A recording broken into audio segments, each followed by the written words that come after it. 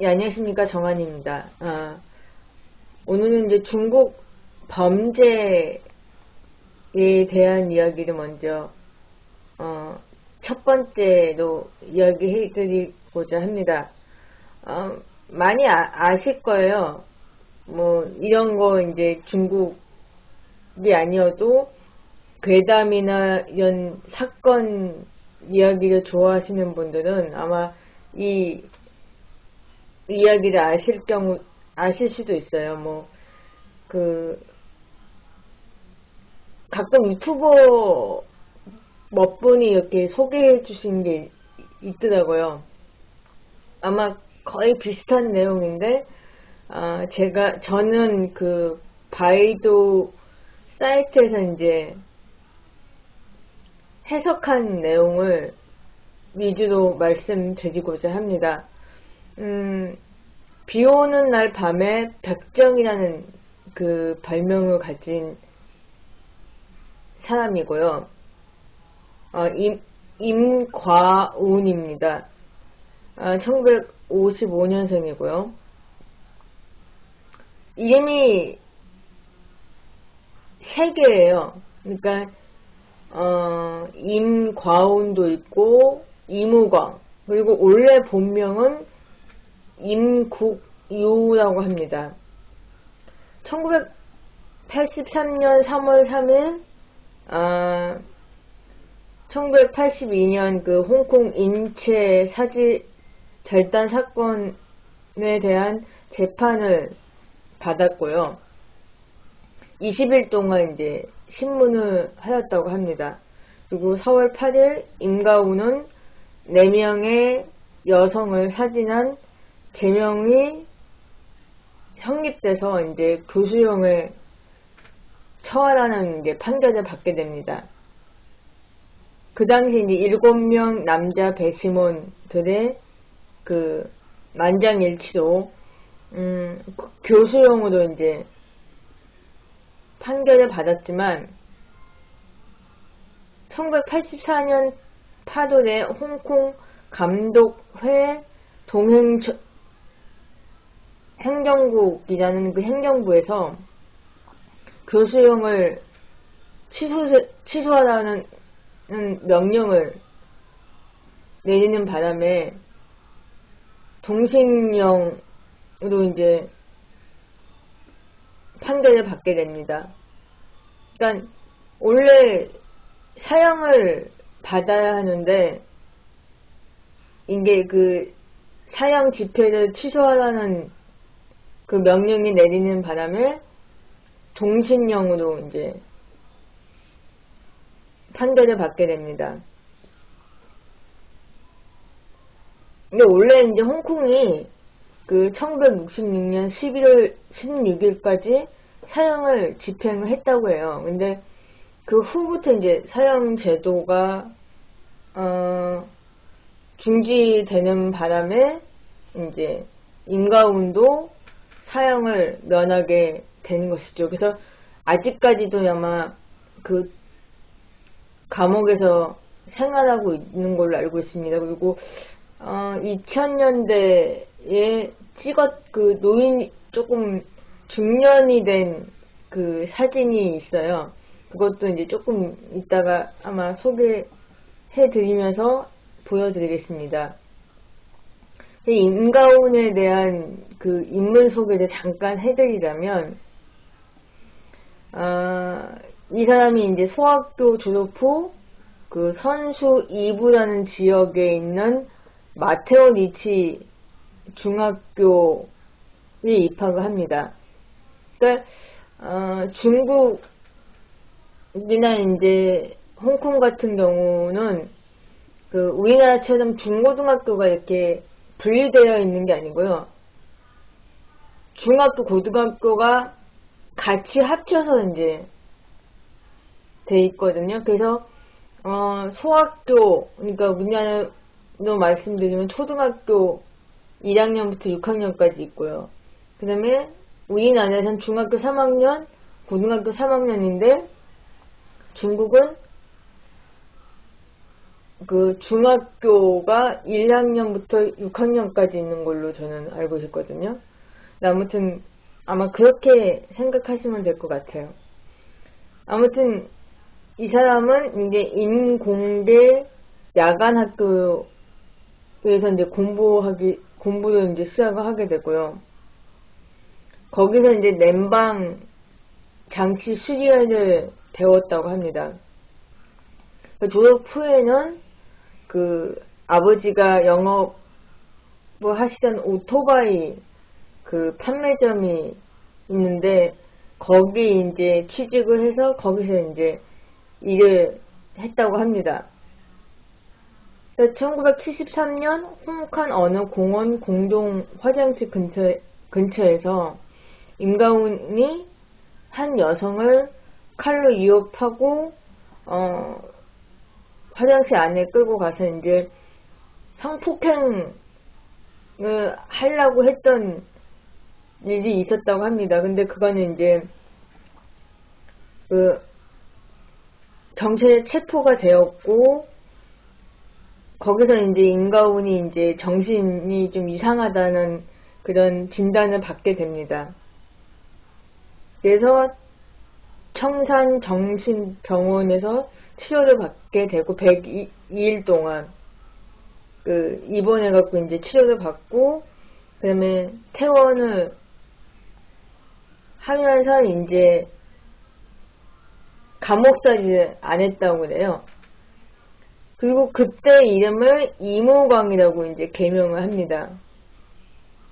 그 1978년도에 이제 그가 택시 운전면허증을 따서 또 한 번 개명을 합니다. 그게 이제 지금의 이름으로 알려져 있는 임과운으로 개명을 한 것이죠. 그래서 약 1980년대가 되어 전문적으로 야간 택시 운전을 시작을 했다고 합니다. 1981년에 조년 그가 그 사진이나 비디오 촬영에 되게 관심이 많았다고 그래요. 그로부터 이제 그 촬영하는 그런 기술 같은 것도 막 연구를 하고 그 뭐 사진 비디오 촬영 동호회에도 가입을 하면서 이제 되게 활발한 활동을 했다고 그래요. 뭐 사진 작가였는지 그런 거는 잘 모르겠는데 아무튼 그런 거에 이제 관심이 많았던 것 같습니다. 근데 그 1982년 2월부터 7월까지 4명의 여성들을 살해하여 매번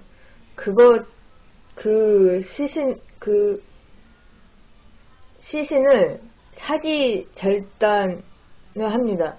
그러면서 그걸 사진이나 비디오도 촬영을 하고 또 그걸 이제 포본으로 이제 만들어서 그걸 이제 사진 인화를 해야 하는데 본인이 직접 못하잖아요. 그래서 그 현상소에 가서 그 사진 인화를 부탁을 했다고 해요. 근데 1984년 8월에 이제 그것으로 인해서 경찰한테 이제 체포가 됩니다. 치료를 이제 받고 나서 이제 처음엔 교수형 선고도 받다가 나중에는 가석방이 없는 종신형의 선고도 받게 됩니다. 그리고 이제 뭐 2009년도에 그 수감 중이었던 그 임가훈의 모습이 그 공개가 되었다고 합니다. 그 대중들한테.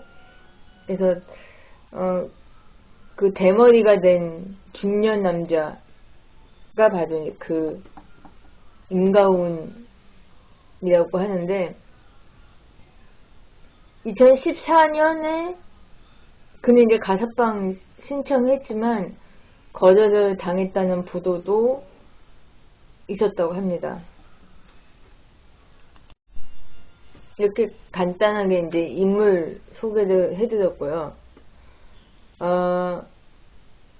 이제 희생 당했던 4명의 여성을 한번 또 소개를 해드리고자 합니다.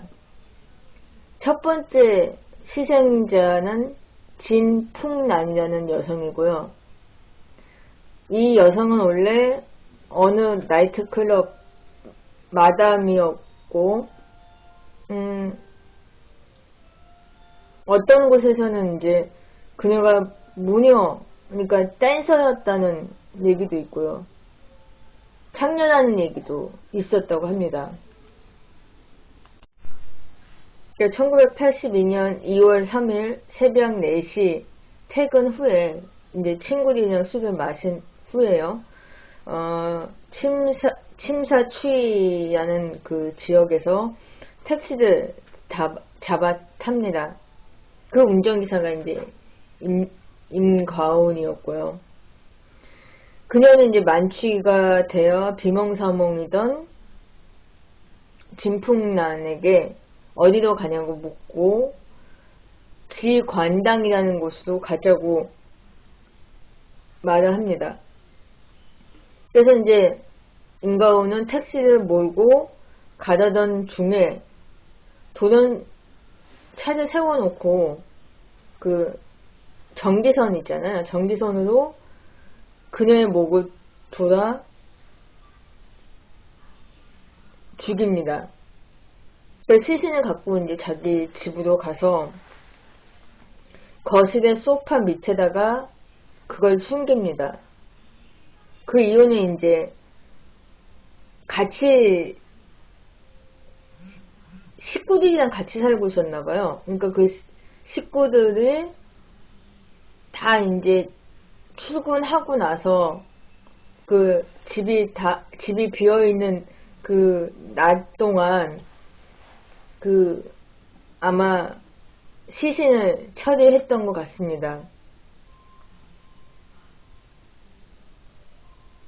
그러니까 그 먼저 의복을 다 그러니까 옷이죠. 옷들을 다 벗긴 후에 그걸 이제 사진으로 이제 촬영을 하고 임가운이 그 진풍량 지갑에 있던 오바이엔, 그러니까 500원이죠. 중국 돈인지 아마 홍콩 돈 500원인 것 같습니다. 500원을 꺼내서 그거 이제 전기 톱을 이제 구입을 했다고 해요. 그 돈으로. 그리고 그 전기톱으로 이용해서 그녀의 시신을 7조각으로 해부합니다. 그리고 그 상황을 비디오로 또 녹화를 해요. 아주 좀 아무튼 그런데다가 조금 더 잔인하게 한 것이 그 그녀의 성기 안에다가 플라스틱 상자를 삽입을 합니다. 그 속에다가 그 막걸리를 넣고 방부를 했다고 해요. 그러니까 이 막걸리가 우리가 알고 있는 그 막걸리인지 모르겠는데 아무튼 그걸로 넣었다고 합니다. 그리고 사지 절단한 시신은 이제 비닐봉지에 넣어서 그날 밤에 일 나가면서 몇 군데에다가 그러니까 공원, 산, 강 같은 데다가 버렸다고 합니다. 그리고 이제 두 번째의 여성 희생자가 진운결이라는 분인데 이분은 어느 마트의 계산원이었다고 합니다. 31살의 나이였으며 1982년 5월 29일 새벽 5시 20분에 퇴근하는 길에 이제 택시를 잡아 타고 집으로 돌아가려고 했겠죠. 근데 운 좋지 않게 임가운이라는 택시 운전수를 만나게 된 겁니다. 그리고 이제 당연히 어디로 가실 거냐고 물어봤겠죠. 임가운이. 그녀는 이제 본인 집에도 가달라고 이제 말을 했다고 합니다. 그리고 차를 몰고 가던 중에 또 임가운이 도는 차를 세우더니 칼로 그녀의 목을 대고 윽박지르었다고 합니다. 근데 그날 엄청나게 비가 내렸다고 해요. 그리고 또 임가운이 수갑을 갖고 있었나봐요. 그 수갑을 꺼내서 죄송합니다. 진운별의 두 손에다가 채운 후에 전기선을 이용해서 또 목을 졸라 살해를 합니다. 이번에는 이제 또 집으로 이제 가져가서 식구들이 없는 그 빈 집에서 진우걸의 사지를 외과 수술용, 그러니까 외과 수술용 칼로 절단을 했다고 합니다. 그 다음에 그 죽은 사람의 두 유방과 음부를 도려내고 부패를 방지하기 위해서 이제 또 방부제를 넣었다고 합니다. 시신 남은 부분은 신문지로 이제 포장을 하고 다시 또 마대 안에다가 넣고는 자기 택시 뒤 트렁크에다가 싣고는 어느 산 숲속에다가 매장을 시켰다고 합니다. 그리고 이제 임가우는 그 진풍란과 진운경의 시신을 촬영한 사진과 비디오를 보면서 거기에다가 이름을 지었다고 해요. 그게 엄격한 비밀이라고 또 이름을 지어놨다고 합니다. 그 다음에 이제 세 번째 여성은 양소은이라는 여성인데 이 여성은 환경미화원이고요. 29살이었다고 합니다. 1982년 6월 17일 새벽 4시 퇴근길에 임가운 택시를 또 탑니다. 그녀도 역시 이제 위에 두 명의 여인처럼 살해가 되고 사지 절단이 됩니다. 그리고 또 똑같이 사진과 비디오가 이제 촬영이 된 것이죠. 근데 이제 거기에 제목은 또 비오는 밤의 행동이라고 또 지어놨다고 합니다. 임가운이 이제 자기의 작업을 편리하기 위해서 이제 비디오 카메라를 그 침대에다가 그 거치대를 이제 두고 이제 그것을 이용해서 그 본인이 이제 저질렀던 잔인한 그 행동들을 그렇게 촬영을 했다고 합니다. 근데 이 부분을 보니 양소은의 사지 절단한 것은 매우 자세하게 되게 세밀하게 이제 했다고 알려져 있어요. 그러니까 전에 그 두 명의 여성들을 하는 그 처리 방법은 조금 미숙하고 그랬나봐요. 근데 이 세 번째 양소은 이 여성부터는 조금 좀 되게 전문가 수준은 아니지만 좀 발전이 되었던 모양입니다. 그리고 이제 심지어 이제 죽은 여성의 복부를 가르고 그 안에 창자를 다 그러니까 다 빼놨다고 그래요. 그리고 그걸 또 먹었다고 합니다. 좀 제가 이걸 읽으면서도 조금 어이가 없지만 아무튼 한마디도 죄송합니다. 예, 다시 그냥 이어갈게요. 그냥 그 당시에 임가운은 인체 해부에 이제 관심을 또 가졌던 것 같아요. 그리고 인육이라는 거에도 맛이 좋다는 걸 이제 느꼈다고 합니다.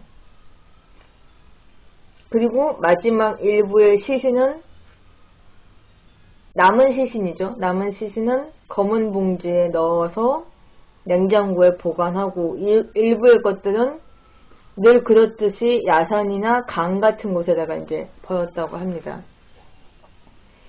그리고 이제 마지막으로 이제 네 번째 여성인데요. 양해심이라는 여성입니다. 제일 어린 친구고요. 17살. 제일 어린 나이에 희생이 된 여성입니다. 1982년 7월 2일 심사추에서 은사회, 그러니까 스승의 날이었는지 모르겠는데 아무튼 스승에게 감사한다고 해서 이제 그 뭐 회식 같은 거를 했었나봐요. 그 회식을 참가하고 밤 11시에 이제 식당 입구에서 이제 택시를 잡았는데 또 그날 비가 엄청 왔고요. 또 운전기사는 또 임가운이었고요. 양해심은 그 4명의 그 여성 희생자들 중에서 제일 오랫동안 대화를 나눴다고 알려져 있습니다. 그 두 사람은 여러 가지 이제 대화도 하고 뭐 학교, 장래 희망, 뭐 가정, 종교, 영혼 뭐 이런 사소한 이야기까지 막 나눴다고 그래요.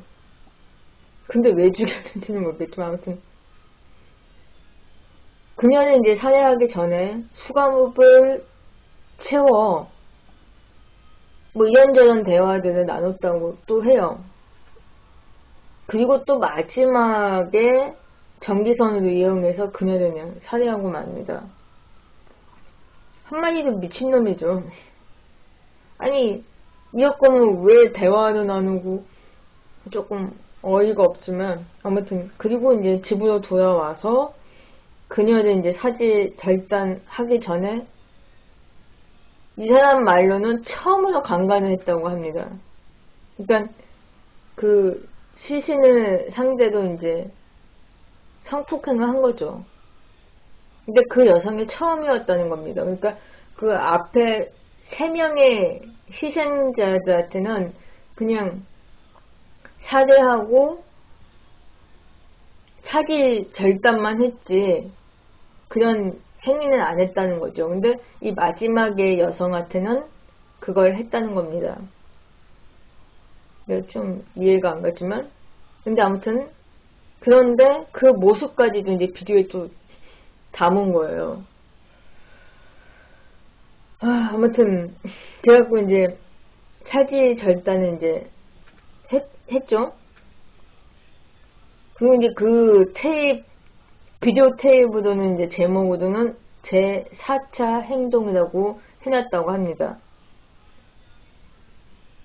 그리고 그녀의 사지 절단도 마찬가지로 그냥 야산이나 이런데 강 같은 데다가 버렸다고 합니다. 그 임가운이 이제 촬영했던 비디오하고 사진은 어떻게 됐냐? 근데 임가운이 이제 조금 되게 비디오하고 사진에 대해서 관심도 많고 연구도 많이 했다고 그러잖아요. 그러니까 촬영하는 방법이 되게 좋았던 것 같아요. 그래서 그걸 경찰 학교에다가 이제 보내서 교육용 제도도 썼다고 합니다. 그러니까 또 아까도 말씀드렸지만 그 해부, 신체 해부에 대해서도 되게 관심이 많아서 연구도 많이 했다고 합니다. 그러니까 이제 얼마나 사지절단하면서 되게 잘 했겠어요. 그러니까 그거는 이제 그걸 이제 교육용 제도로 그 경찰 학교에다가 이제 줬다고 해요. 그 다음에 이제 냉장고에 이제 보관된 희생자들의 일부 신체 부분은 이게 또 어느 의학과 해부 또 실습용으로 또 보내졌다고 합니다.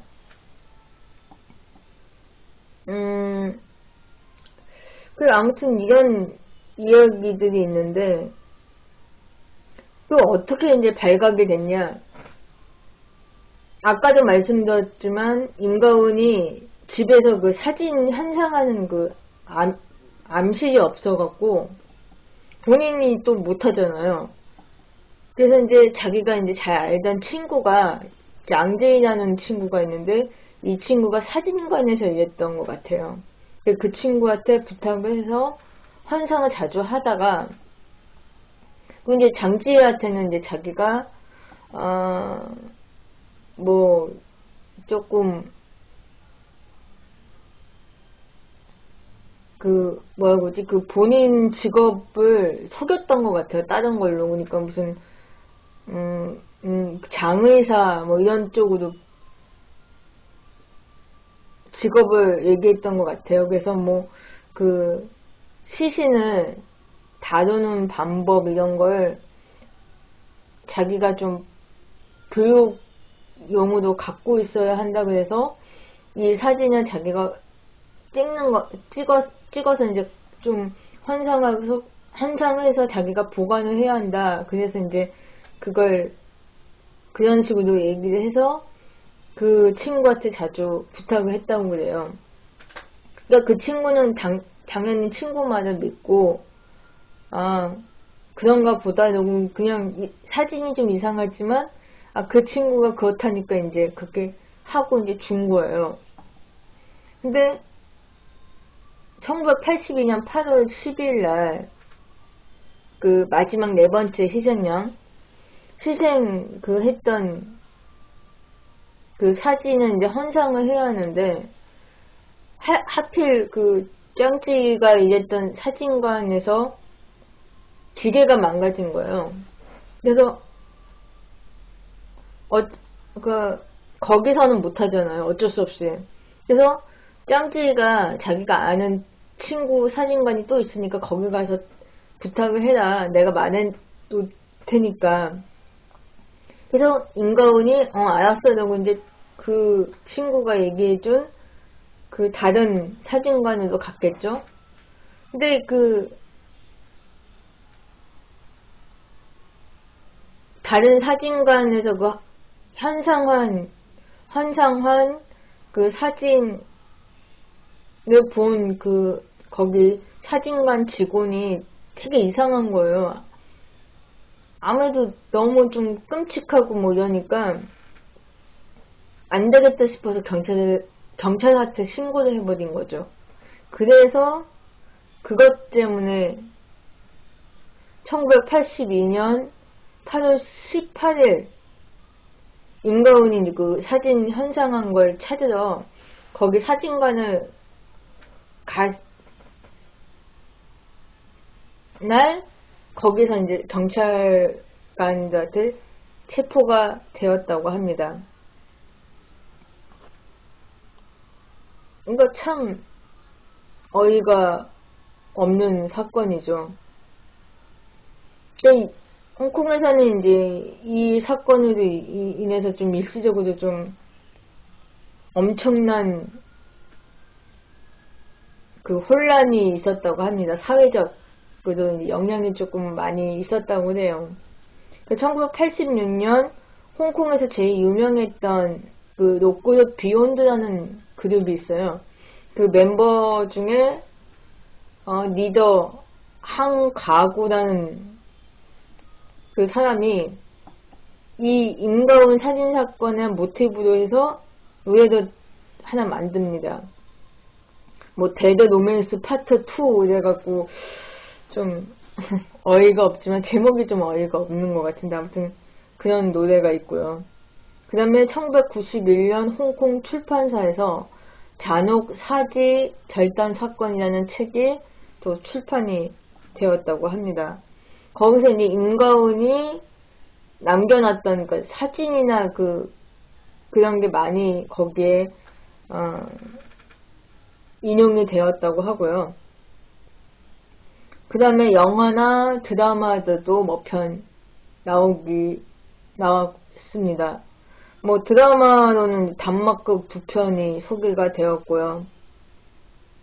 그리고 1992년 영화 비오는 밤의 백정이라는 제목으로 이제 임가은 역의 임달화라는 배우가 주연을 맡았다고 합니다. 그 제일 많이 알려져 있는 영화고요. 그 다음에 이제 최근에 들어와서 이제 2006년 ATV라는 그 홍콩 방송국에 있는데 홍콩 기안 실록이라고 해서 이제 그러니까 홍콩에서 좀 엑스파일, 뭐 홍콩 엑스파일이라고 할 수 있을 것 같아요. 그런 그 드라마에서 그 단막극으로 잠깐 소개가 되었다고 합니다. 그 제목이 비오는 밤에 미친 살인마였고요. 그리고 임가은 역으로는 이제 오타이동이라는 배우가 있습니다. 그 좀 우리나라에서는 그렇게 유명한 배우는 아니지만 홍콩에서는 좀 많이 알려져 있는 조금 오래된 배우가 있는데 그분이 출연을 해서 그 임가은 역을 맡았다고 하고요. 또 만화로도 또 제작이 됐다고, 만화도 이제 만화책으로 또 출판이 된 게 있다고 해요. 그리고 2010년도에는 이제 미국에서 이제 범죄 다큐로 또 소개를 해줬다고 합니다. 그리고 뭐 이런 이야기가 있고요. 또 재판 중에 임가은은 진짜 좀 찰면피인지 늘 무표정한 그런 상태였다고 해요. 그리고 가끔 이렇게 좀 기분 좋지 않은 그런 그러니까 척서다고 하나? 제가 지금 발음이 안 좋으네요. 그러니까 이렇게 비웃는 표정 같은 거 있잖아요. 뭐 그런 표정을 지었다고 합니다. 그 다음에 또 차분하게 이제 이런 말을 또 했다고 하는데 저는 첫 사진에서 죄책감을 느끼지 않습니다. 첫 번째 여성은 창녀였고요. 전 그녀를 보면서 분노를 느끼며 마음속에서 저 여인을 꼭 죽여야겠다. 저는 스스로 하늘 대신 그녀를 벌을 내렸다고 생각한다고 말했다고 합니다. 자랑스러웠다고까지 얘기했다고 합니다. 진짜 어이가 없죠. 그리고 두세 번째 사진은 아마 중독이 된 상태였다고 생각합니다. 라고 또 말을 했다고 합니다. 근데 마지막 네 번째 여성에 대해서는 좀 달랐다고 그래요. 그게 뭐냐면 네 번째 여성은 이미 진저리가 난 상태였습니다. 그녀는 17살의 어린 학생이었고요. 죄송합니다. 잠깐만요. 다시 할게요. 그녀는 17살의 어린 학생이었는데 제가 왜 그녀를 살해했는지 모르겠습니다. 그녀를 죽인 후에 처음으로 눈물을 흘렸습니다. 죄책감을 느꼈다는 얘기입니다. 근데 진짜 이해가 안 가는 말을 했어요. 그래서 재판관이 이제 이 말을 듣고 나서 얼마나 황당했겠어요. 그리고 임가은한테 야단을 칩니다. 그걸 변명이라고 하냐. 아무리 첫 희생자가 창녀였다 하지만 감히 살인을 해? 창녀라 해도 사람이야. 그리고 창녀들이 그 말을, 그 일을 하고 싶어서 했겠냐? 그녀들이 거의 가장소녀들이 많아. 당신이 말하는 거는 다 변명이야. 그리고 나머지 3명 여성들은 암튼 당신의 죄는 정말 절대적으로 용서받을 수 없어. 그리고는 이제 사형 선고를 내렸다고 합니다. 근데 이제 아까 처음에 말씀드렸던 데도 행정부에서 그 사형 선고한 걸 취소를 시켜버려요. 그리고 가석방 없는 무기징역으로 선고해버립니다. 그리고 이제 거기서 이제 정신과 의사가 이제 한마디를 합니다. 이 사람에 대해서 좀 분석을 해놨는데, 그는 먼저 임가은이라는 사람은 절대적으로 정신 이상자는 아닙니다. 머리가 비상한 거, 그것뿐입니다. 그러니까 머리가 되게 좋다는 거죠. 그 다음에 임가은의 그 성장 과정이 단 비정상적이었기 때문에 이런 행동이 일어나지 않았을까라는 얘기를 합니다.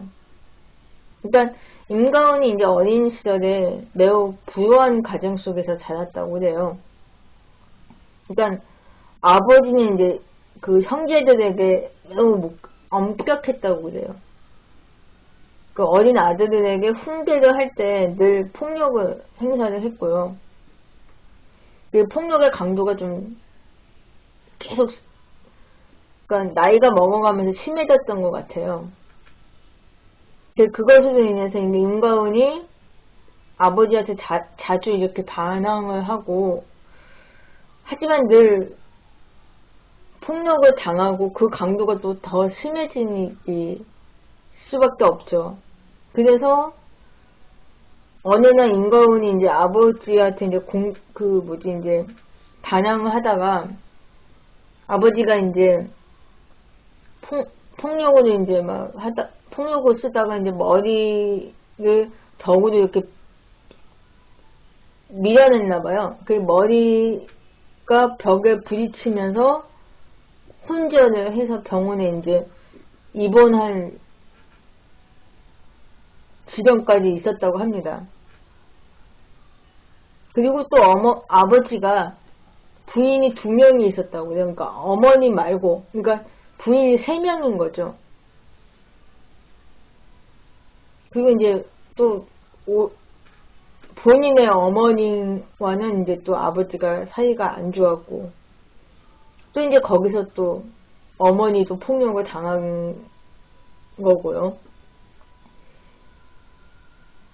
그 임가은 형제들도 마찬가지지만 아버지도, 그러니까 서로의 그 정이 없었던 거예요. 그래서 이제 그 성인이 되어 가면서 잠재적으로 폭력적인 성격이 감추고 있다가 비 오는 날만 되면 사람이 갑자기 머리가 핑 돈 거예요. 그래서 그 상대가 이제 힘없는 여성들을 상대로 이제 자기 화풀이를 하게 된 거라고, 이 사람은 이렇게 얘기를 했습니다.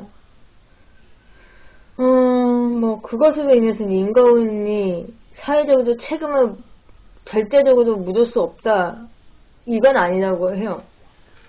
아무튼 관련적으로는 임가은은 절대적으로 용서받을 수 없는 4명의 여성을 아주 잔인하게 살해하고 사지절단까지 하고, 그 사지절단한 그 시신들도 버리고, 그것도 또 먹은 경우도 있고, 성폭행도 하고, 아무튼 아주 쓰레기 같은 죄송합니다. 욕을 할 수가 없네요.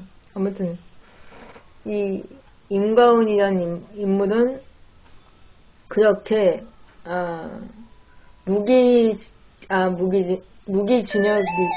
진역을 받고 아직까지도 감옥에서 잘 살고 있습니다.